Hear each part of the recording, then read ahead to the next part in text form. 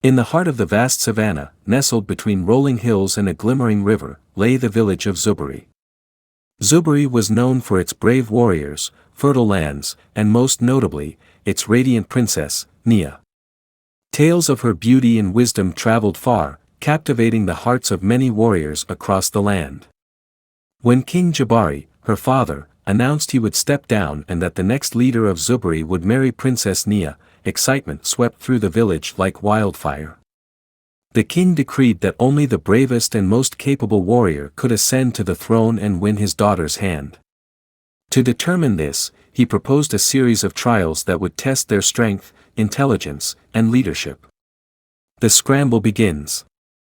The news brought forth warriors from all corners of the village. Among them were the most celebrated warriors. Kofi, the eldest son of the late chief, known for his strength and prowess in battle. Ao, a cunning strategist and the best archer in the kingdom. Tund, a humble farmer turned warrior, whose kindness and loyalty earned him the people's love.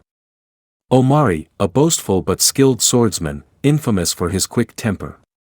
As the trials began, the village transformed into a stage of fierce competition. The first test was the hunt, where the warriors were tasked with bringing back the rare golden antelope, a sacred animal believed to bring prosperity. While Omari and Kofi relied on brute strength, Ao used his keen eye and set traps. But it was Tund who tracked the animal with patience and respect, returning with the antelope unharmed. The villagers cheered for his integrity. The second trial was the river crossing, designed to test their ingenuity. They had to transport themselves and a pot of sacred water across a raging river without spilling a drop. While the others built sturdy rafts, Ao fashioned a clever pulley system that earned him the fastest time. His sharp mind impressed the elders. The final trial was the leadership test, where the warriors were placed in a simulated conflict between two rival clans.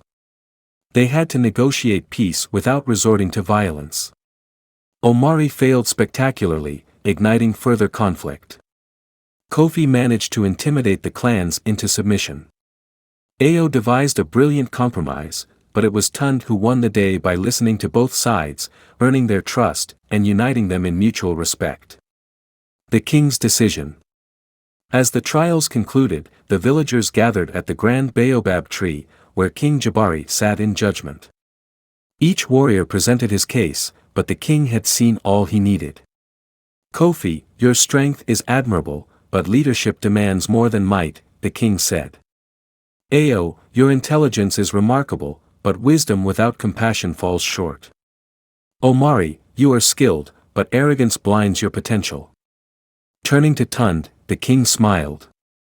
You, Tund, have shown not only strength and intellect but also humility and love for the people. These are the qualities of a true leader. The crowd erupted in cheers as Tund knelt before the king. Princess Nia stepped forward, her eyes filled with admiration. Father, you have chosen well, she said. Tund rose, taking her hand. As the new king and queen of Zuburi, they vowed to lead with fairness, compassion, and unity. And so, the scramble for leadership ended, but the legacy of their love and wisdom endured for generations.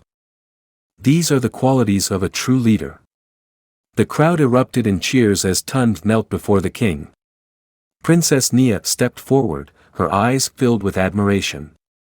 Father, you have chosen well, she said. Tund rose, taking her hand. As the new king and queen of Zuburi, they vowed to lead with fairness, compassion, and unity.